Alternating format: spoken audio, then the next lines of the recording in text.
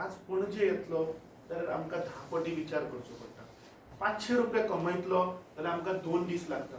हांव म्हणजे पर्सनल लेवलाचेर हांव तुमकां आज सांगपाक सोदतां की 10 भुरगीं ही तुमी आयडेंटिफाय करा गोंयभर 10 भुरगीं जांची परिस्थिती ना किंवा ज्यांचे अडचण आसा शिक्षणाक तांकां 10 भुरग्यांक scholarship I will give from my said. तुमी आयडेंटिफाय करा.